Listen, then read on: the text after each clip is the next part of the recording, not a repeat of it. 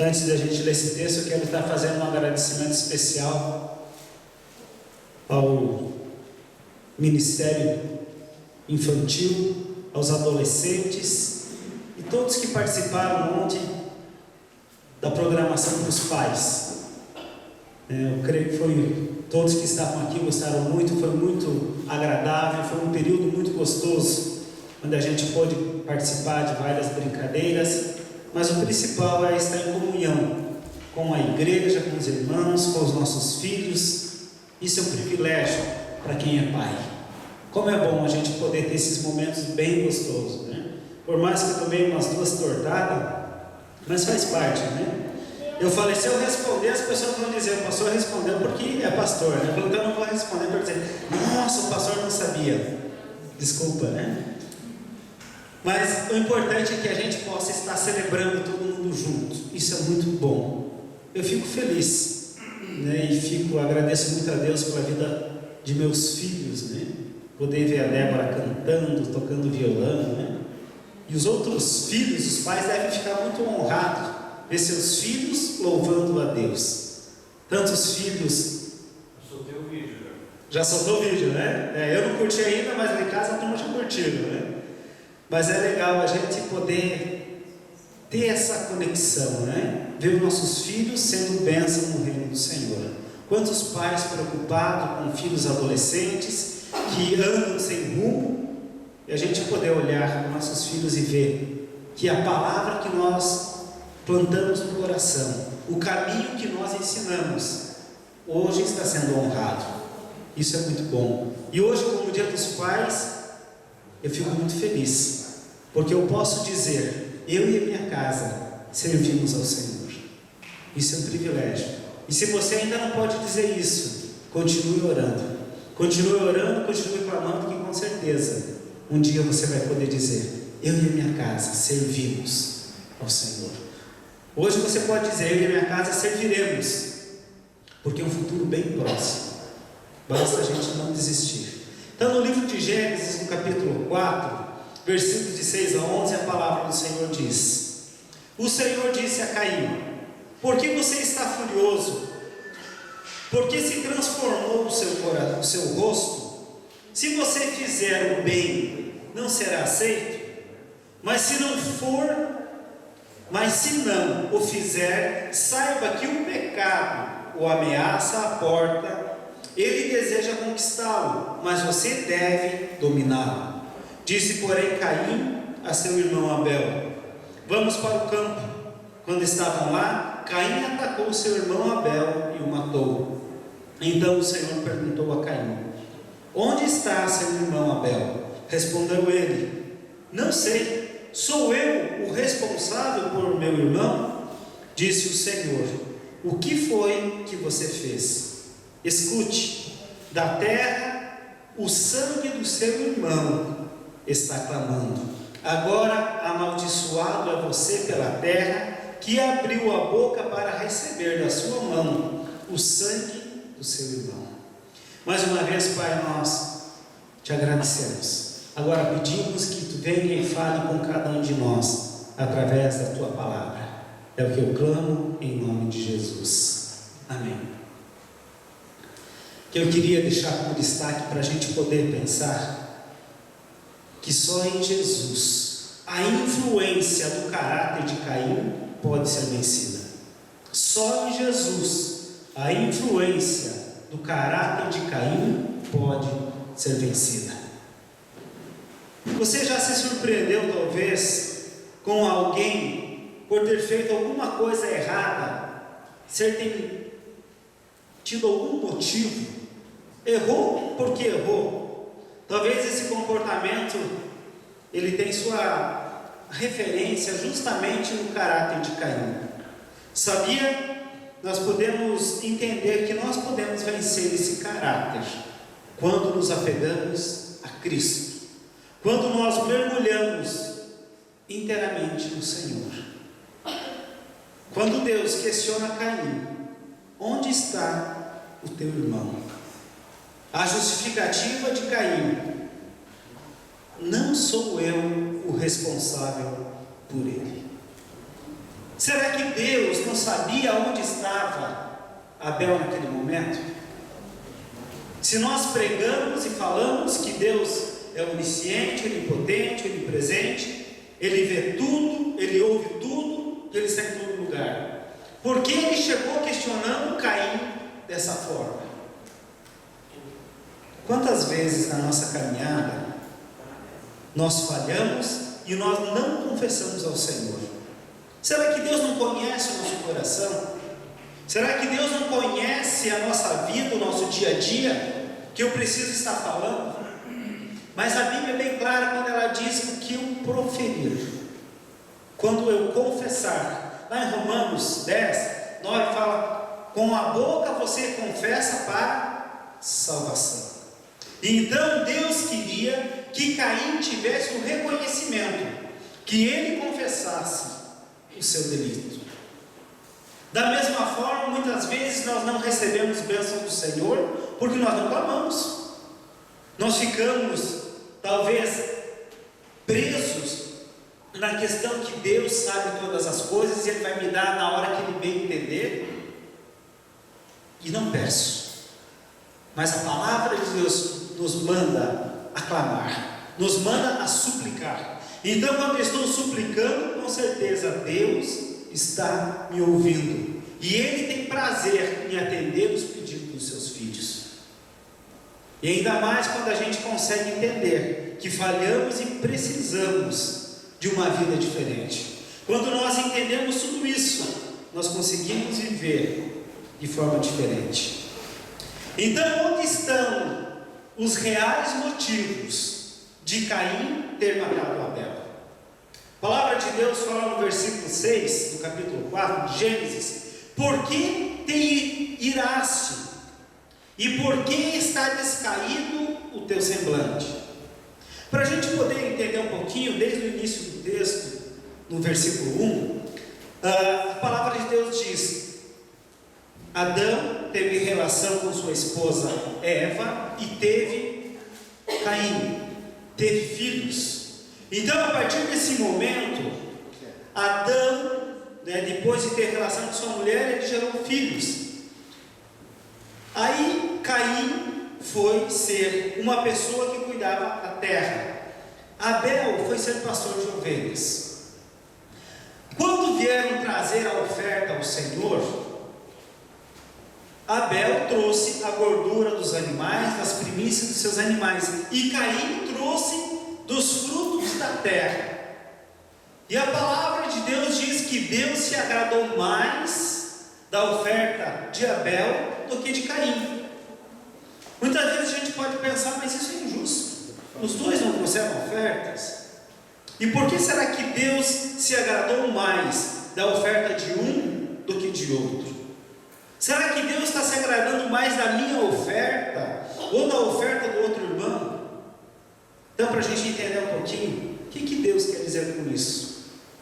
Existem sentimentos que brotam no nosso coração, que possuem uma base legal, Tal era a condição de Caim em relação ao seu irmão Abel. O questionamento de Deus era para denunciar que Caim não possuía um sentimento verdadeiro perante seu irmão, ou perante Deus. Quando a gente olha lá em Hebreus 11:4, a palavra diz: pela fé, Abel ofereceu a Deus um sacrifício superior ao de Caim.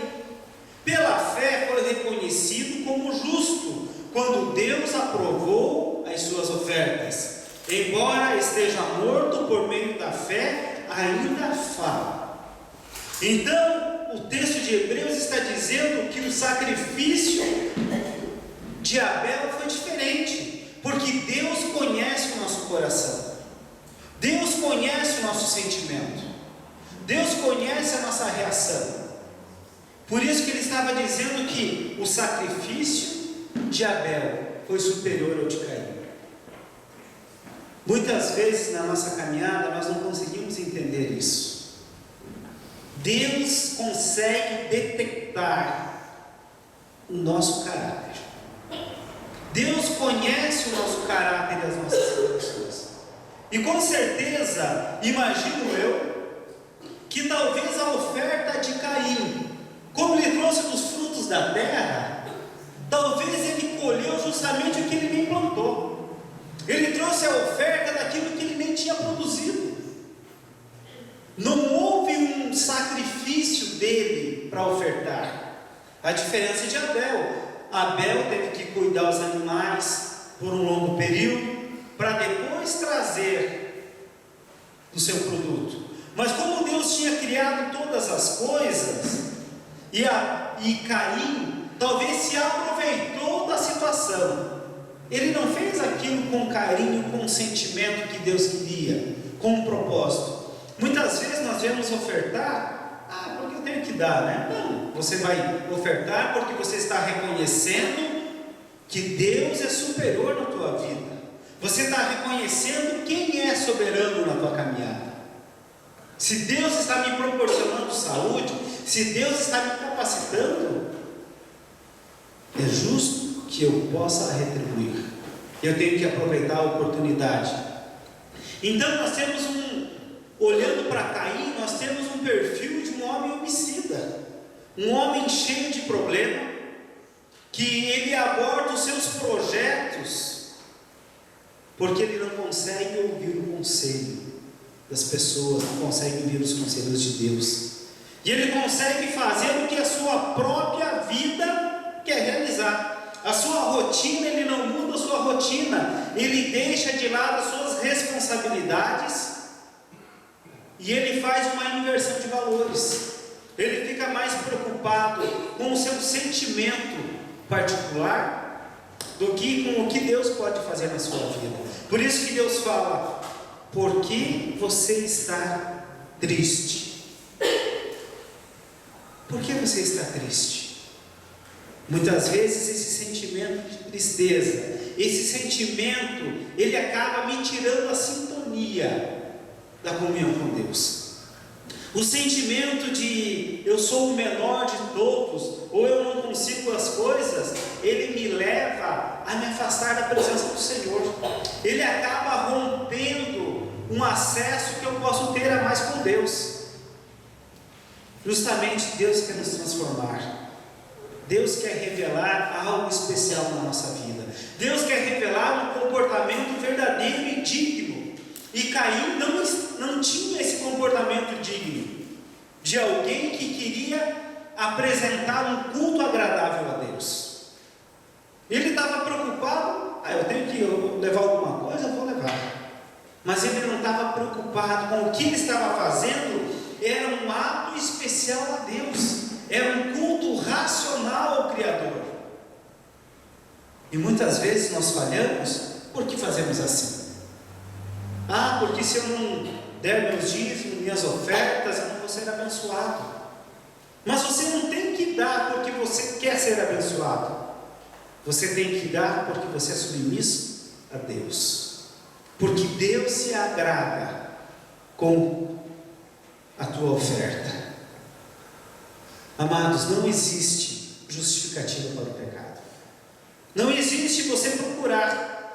Final do versículo 7 ele fala: mas sobre ele tu deves dominar. Deus é bem claro quando ele fala para Caim que ele poderia dominar o seu pecado. O pecado não era maior do que ele. Mas se não o fizer, saiba que o pecado ameaça a porta e ele deseja conquistá-lo, mas você deve dominá-lo. O pecado, ele está sempre rodeando, ele está sempre tentando nos tirar da presença do Senhor. Ele sempre procura algo para fazer com que a gente possa desfalecer. Mas é nossa obrigação fugir das tentações. É nossa obrigação fugir. Caim passou um tempo com Deus, sendo confrontado e esclarecido. Mas em seguida ele resolveu fazer a sua própria rotina. Quando ele levou o sacrifício, Deus conversou com ele. Mas qual foi a melhor decisão dele? O conselho de Deus para Caim apontava para uma superação dos limites. Ele podia sentimentos e deixar que Deus o governasse. Não seus sentimentos o governassem, mas ele preferiu seguir o seu conselho. E a decisão de Caim foi qual? Deixar que o seu sentimento de tristeza, de amargura o governasse. O pecado, ou o fruto do nosso pecado é a nossa decisão. Nós pecamos porque nós tomamos uma decisão de pecar. Você não toma uma decisão de errar sem você ser consciente. Todos nós temos a consciência do que é certo e do que é errado. E Caim e Abel, eles tinham essa consciência também. Mas Caim preferiu fazer conforme a sua vontade. E a vontade dele não era a vontade de Deus. Mas quando a gente se encontrar com Deus, ou diante de Deus, qual vai ser a nossa justificativa para Ele? Pelos nossos comportamentos talvez descuidados. Qual é, ou qual vai ser a nossa justificativa quando nós fomos confrontados com os nossos erros? Ah, Senhor, eu não sabia. Ah, Deus, as pessoas me induziram. Ah, Senhor, eu fiz tudo errado. Quando nós somos confrontados, é para que haja mudança. E Deus nos dá essa oportunidade. A palavra de Deus, lá em Deuteronômio, ela fala: pus diante de ti vida e morte, bênção e a maldição. Escolhe, pois, a vida para que vivas. Opção. Eu estava conversando com o Dirceu hoje pela manhã, e ele falando sobre uma pessoa que mora embaixo da ponte. Eu falei: o que as pessoas têm feito por ele? Ele disse: muita coisa. Já foi confrontado diversas vezes, foram lá, mas ele não quer sair daquele local. Para ele está muito bom ali, está numa zona de conforto. Ele não quer uma mudança de vida. E muitas vezes nós também agimos assim. Somos confrontados em todo o tempo com a palavra. A palavra está nos mostrando que é verdade. Nós olhamos e vemos o testemunho das pessoas e sabemos o que é verdade, mas não queremos sair da nossa zona de conforto. Está muito legal, está muito bom assim. Eu prefiro viver dessa forma, mas a palavra de Deus fala: coloquei diante de ti vida ou morte, bênção ou maldição. Mas Deus ainda nos orienta: escolhe, pois, a vida. Ele nos dá a oportunidade para que vivas. Então, se Ele está nos dando a oportunidade de escolher, e Ele dá a oportunidade e dá a direção. Ele não colocou ali: eu estou colocando vida ou morte, escolha o que você quiser. Ele nos orienta para a gente escolher o melhor. Mas muitas vezes nós optamos em receber maldições, escolher a morte, porque a vida, muitas vezes, eu tenho que abrir mão de muitas coisas.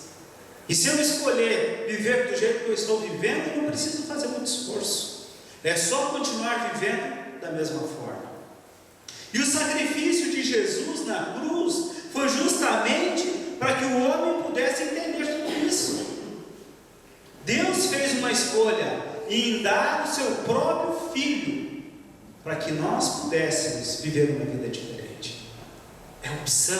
Nós temos que fugir desse modelo de Caim. Caim escolheu o que era errado, tendo na sua frente como viver de forma diferente. Nossa esperança tem que ser em Deus. Deus é o preservador da vida. Somente Ele tem esse poder.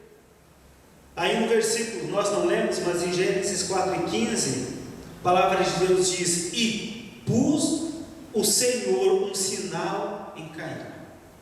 Deus colocou um sinal na vida de Caim, ou em Caim, para que ele não pudesse ser destruído.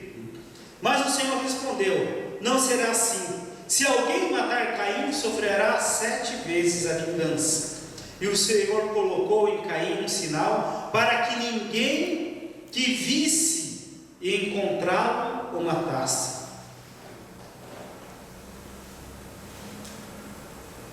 Deus, Ele quer nos preservar com vida, para que a gente tenha oportunidade de se arrepender. O propósito de Deus é nos dar vida e vida abundante. Mesmo Caim falhando, mesmo Caim talvez não conseguindo suportar o castigo que ele tinha recebido, Deus estava dando uma oportunidade de redenção.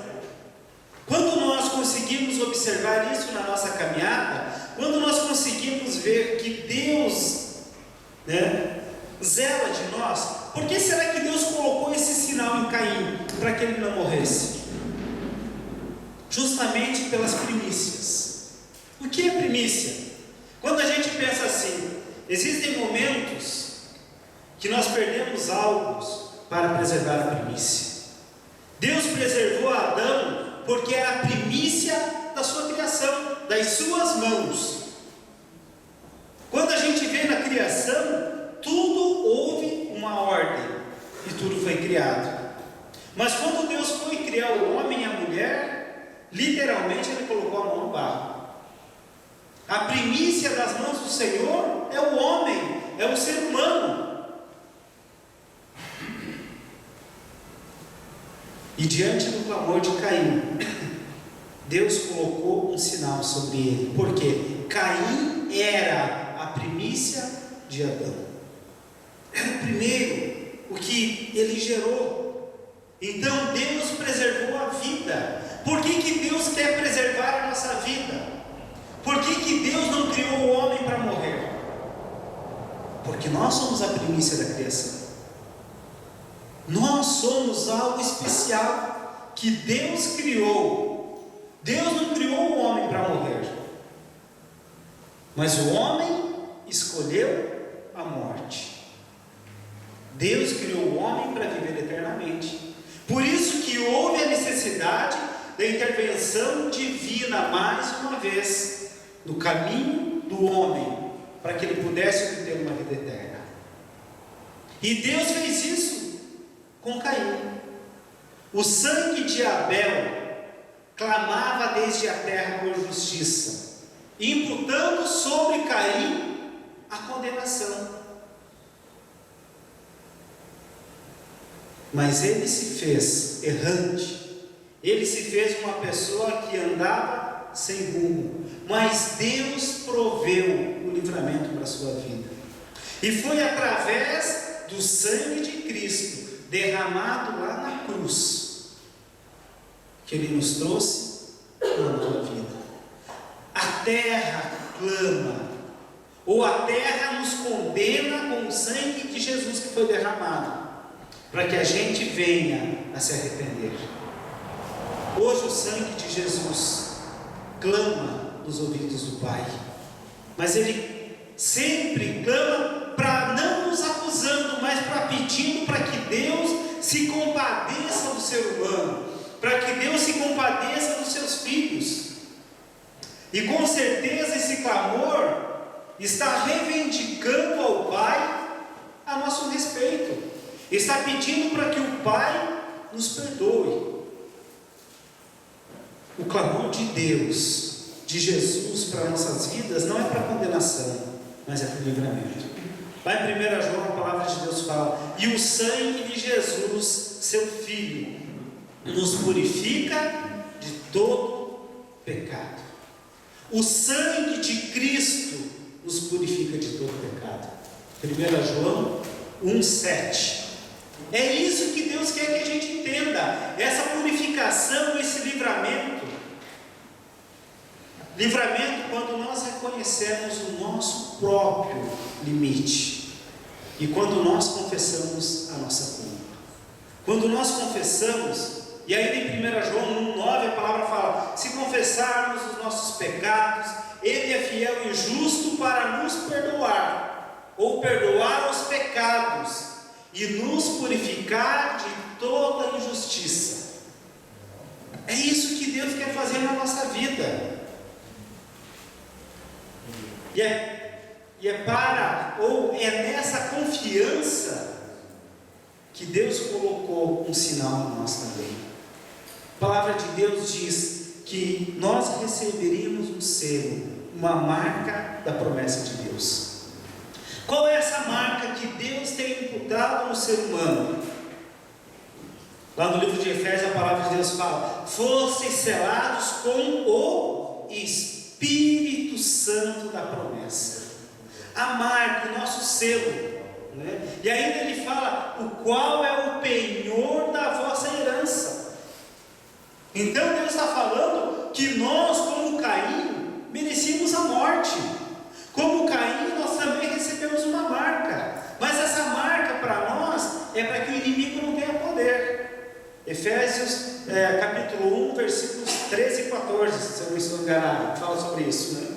Então nós somos selados com o Espírito Santo da promessa, o qual ele é o penhor da nossa herança. Amados, nós fomos marcados e pagos com um preço alto.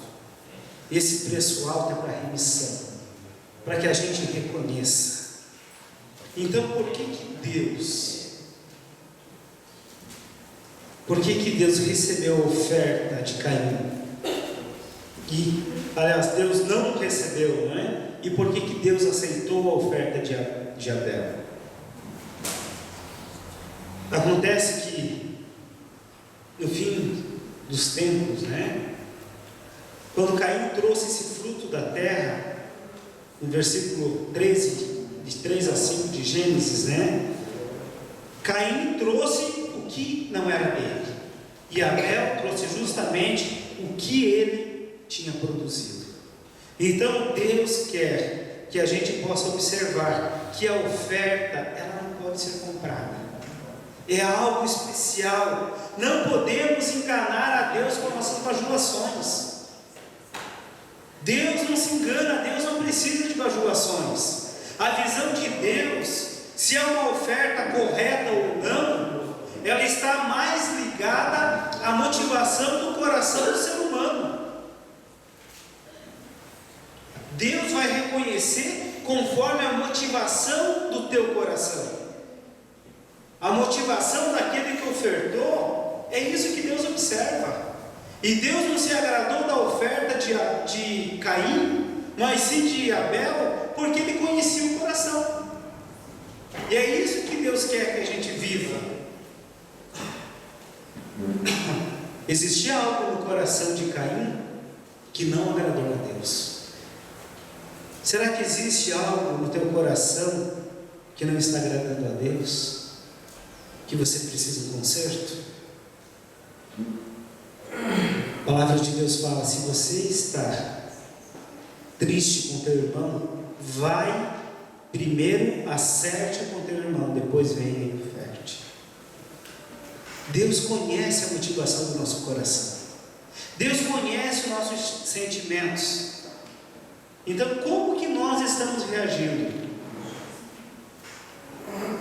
Caim tinha um coração maligno. Abel tinha um coração de um verdadeiro adorador. É isso que nós precisamos ter. Nós precisamos ter esse coração de verdadeiro adorador. Nós temos que ter uma intensidade, uma velocidade muito grande para deixar essa personalidade de Caim da nossa vida, para que ele possa parar de dominar os nossos sentimentos, as nossas ações. Nós precisamos investir no caráter de Abel, um caráter que tenha a figura do Messias, um caráter que tenha a figura do Salvador, aquele que está disponível a amar, aquele que está disponível a fazer a sua vontade na nossa vida. Quando Caim ouviu a voz do Senhor, ele ficou irado, mas porque ele não se julgava cuidador do seu irmão, Mas Deus conhecia, Deus sabia o que ele tinha feito, Deus sabia que ele tinha tirado a vida do seu irmão. Mas a palavra de Deus nos orienta que nós temos que seguir o conselho do Senhor, para que Ele possa governar os nossos sentimentos. E nós temos que escolher qual caminho nós vamos seguir. Nós vamos seguir o caminho de Caim, de uma pessoa frustrada, de uma pessoa egoísta, de uma pessoa que só pensa nos seus sentimentos, ou vamos seguir o caminho de Abel, de um verdadeiro adorador, daquela pessoa que estava disposta a obedecer por um tempo? É isso que Deus quer de nós. Como você tem agido no dia a dia? Você está disposto a obedecer? Você está disposto a viver uma vida segundo o modelo de Caim ou conforme o modelo de Abel? Caim necessita misericórdia todo o tempo. Abel vive pela graça, por aquele favor merecido, e a fé que transborda o nosso conhecimento. Amado, note bem esse versículo lá de Deuteronômio 30, 19. Pus diante de ti vida ou morte, bênção ou maldição. Escolha, pois, a vida para que vivas. Guarde isso no teu coração.